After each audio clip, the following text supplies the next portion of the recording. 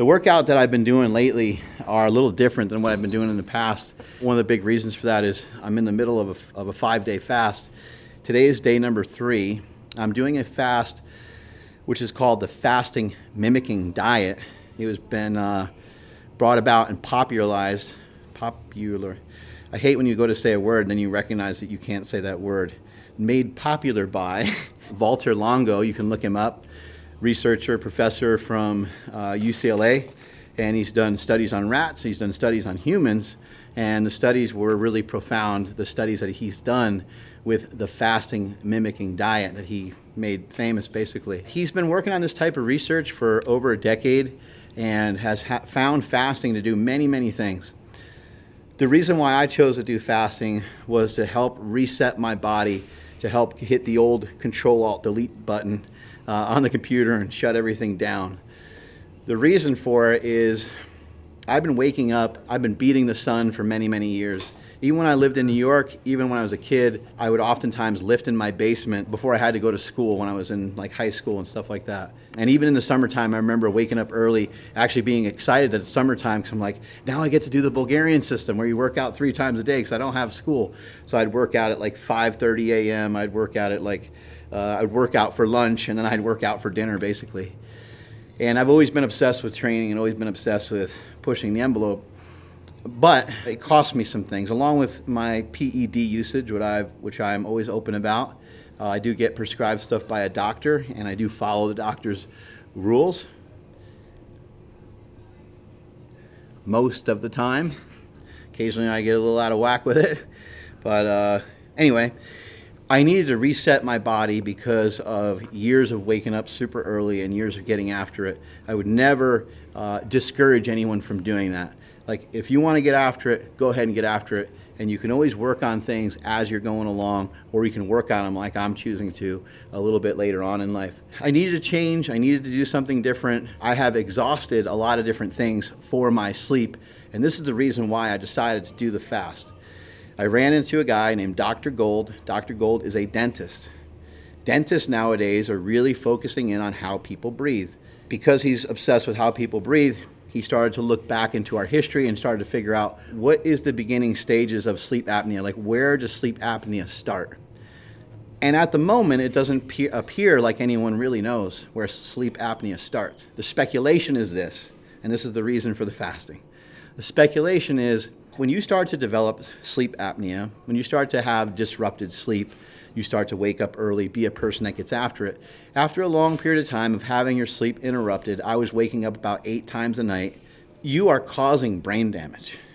We know that when the lights go out upstairs and when you don't have oxygen, it's good night, you can be knocked out, right? And we know, we can recognize, look, you get whacked on the chin by a UFC fighter and you get knocked out, there's probably gonna be some damage to the brain, and not only damage to the brain, but maybe even potentially some permanent damage. So while it might be really minute if it just happens one time, it's still probably one time too many. With my sleep being cut off for 10 seconds or longer multiple times throughout the day over the years, it has probably caused some sort of damage. And I totally agree with that assessment. I don't even really know what it's like to have a good night of sleep, so I can't really say one way or the other what it's going to do for me versus having bad nights of sleep. But I do feel that it's better to work on it now and have it not slide down and get any worse. At this point, I'm starting to feel like I'm walking around with a backpack that somebody chucks 5 pounds in maybe every 2-3 days. I barely notice it because I'm walking around with a certain weight, walking down the street, and then someone throws another brick in there. And before you know it, I'm down the street and I got 25 extra pounds that I'm hauling around. I've used a sleep apnea machine in the past. I utilize mouth tape. I wear a Breathe Right strip. I have an eye mask. I feel like I need a whole entire fucking helmet at this point, or need some sort of hyperbaric chamber to sleep in or something along those lines. So I'm working on a lot of different things to really try to change. I decided to do this 5-2 fast. It's 5 days of fasting. It's the fasting mimicking diet, as I mentioned earlier, by Dr. Walter Longo. In that 5-day period, day 1 is like 1,100 calories, and the succeeding days are, I think, between 500 and 800 calories a day. I have chosen to do this a little bit differently than what was recommended. He recommends food. He also recommends that you go to his website and you order fasting foods. I know, in the comments below, you're going to torch me for it, and you're going to torch him for it. But he has foods that you can eat. Olives, nuts. He's got certain restrictions and certain reasons on why you can eat these things, but still be considered to be fasting. I know it's a little confusing. That's why I wanted to make sure I went over it right here. What I've chosen to do is kind of forego all that. I have not ordered his product because I didn't want to have an association with any sort of product. I just wanted to do this kind of raw and to give you guys my input. I am utilizing Bulletproof Coffee, which is another thing that Dave Asprey sells. I'm not trying to pitch you to go buy Bulletproof Coffee. Bulletproof Coffee is simply butter and MCT oil in your coffee. And I'm doing that 3 times a day, about 100 calories a pop, maybe 150. So you do the math on that. That's the caloric load that I'm taking in. In addition to the coffee with some oil and butter in it, you're allowed to have tea and coffee, just black, unlimited. Water, you're recommended to have salt. I'm taking in 800 milligrams of magnesium a day. Some of it is through a powdered supplement that I have, which is called like Mag Focus, which I got off of Amazon, which is naturally flavored. And then and you want to avoid artificial sweeteners. What I also have is some magnesium capsules, and I'm taking that along with Element. You guys see me utilize that product. I'm not saying that you need to purchase any products. These are things that are making my fast a little easier. You could also do this with whatever products you choose, but you do need some electrolytes. So whether you're getting that from snake juice, which is another product I bought off of Amazon, or you're making your own snake juice, which you can look that up on YouTube, or you're just using some salt, you're gonna need electrolytes, and you're gonna need a good amount of them if you're ever gonna try something like this. I do not even really recommend that anyone gives this a go until I get through the other side of this and let you guys know how it goes, so I can give you exact details from start to bottom of exactly what it is that I'm doing. The whole point in me doing it is to help reset my circadian rhythm. We are speculating, pure speculation, that if I can sleep better, that a lot of these other things can be fixed and I won't necessarily need a sleep apnea machine. What happens with sleep apnea is your tongue falls into the back of your throat and it causes some interrupted sleeping.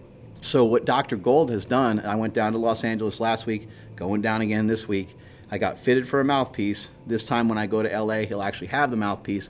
We'll make sure it's a decent fit, and then we're going to be able to go from there. The mouthpiece is supposed to set my jaw in place and in line, and also kind of hold my tongue in a position where it will no longer fall into the back of my throat. My sleep apnea is pretty mild, so we believe that this is going to work. This, in combination with a bunch of other stuff, still taping the mouth shut after I get the mouthpiece in, still putting tape on the nose, and still putting the eye coverings on. By the way, the mouth tape ain't no thing. It's not hard to do. You should pick some up. You can get that on Amazon as well.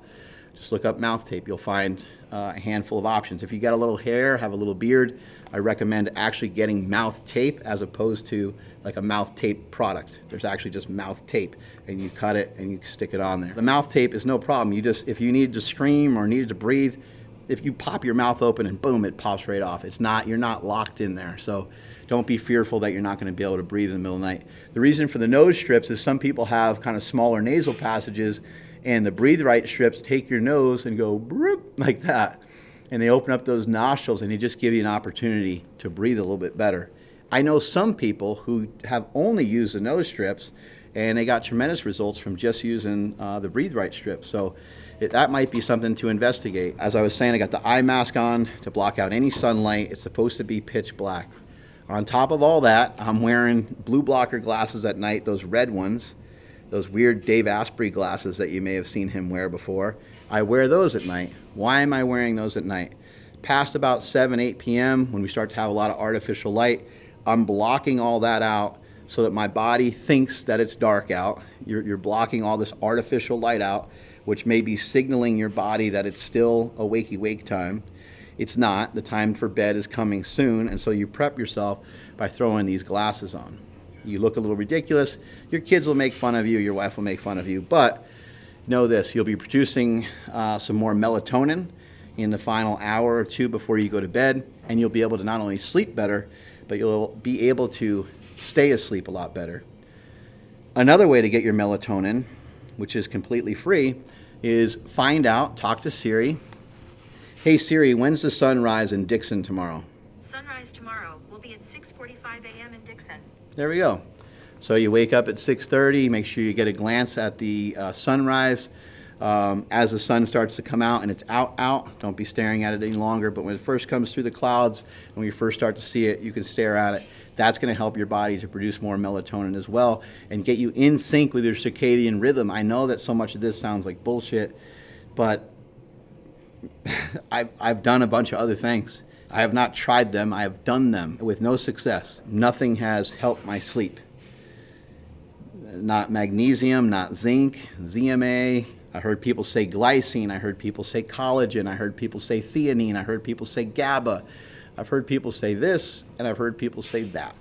I do not want to take pharmaceutical medication to figure out a way to sleep unless it was a last resort, unless I really needed it for something. But I would like to continue on this path and try to keep it as natty as I can, because I don't want to have to, rely on something for too long. I'd like to be able to figure out a way to get some good, solid, natural sleep. So, in accordance to all that, if you're going to change and you're not going to consume any calories, well, now we're sort of fucked, because with Walter Longo's recommendation of this 5-day fast, he usually also suggests that you don't really exercise at all. But this is the people's coach, and we don't go out like that. We don't do things like that around here. We're still going to figure out a way to work out. So if you are going to work out, I suggest that you switch to circuits, really reduce the amount of weight that you're doing, and do somewhere in between a 12 to 15 rep zone. I would stay away from the 20, 30 rep sets, just because those are going to be iffy, just like a 1 rep max would be iffy. So keep it in the 12 to 15 rep range, do circuits. You saw the way I was bouncing around in there today. The circuit training, that's the way I've trained people for many years and had a lot of success with being able to have people transform their bodies through their nutrition and through their exercise. And I would take people usually through 3 circuits of 3 different exercises. And it's something that you end up really not needing much rest from, because it's upper body, lower body, upper body. Think about it, when you go from upper body to lower body, even if the first upper body exercise was hard, and even if the second exercise, which is a lower body movement, requires a lot of calorie burning, by the time you get to that third upper body exercise, it's probably something kind of janky, like a tricep thingy on a cable, or it's probably some sort of curl, and that's your rest period, that's your rest interval, and then you get to keep going. And you can even do this with people that are really big. I've had a lot of success utilizing this particular method with people that are anywhere from 150 pounds and looking pretty good, all the way up to 350 pounds. It's just going to be a matter of how long it takes them to get from one exercise to the other. A little strategy I used to use is I would set things up maybe about 50, 60 feet apart in the gym, so that walking was part of it as well. So walking was an active form of rest. And what I was doing today in there with Andrew, who I've been working on the last couple days, is a lot of nasal breathing. So the workout's intensity is low enough to where I don't need to rely on breathing in and out of my mouth, which is also allowing me to reduce the weight during this time of fasting. So if I can get my sleep better, and I'm getting the benefits of fasting, which I didn't even tell you yet. So fasting kills off old cells, and it gets rid of them. Kicks them out of the body, says, see you later. It brings in new cells. Huge advantage here is, let's say you have an autoimmune disorder, and all these cells that have been in your body for a really long time, maybe not all of them, but a bunch of them, all these cells right here, you start fasting, you starve these sons of bitches, and they die off.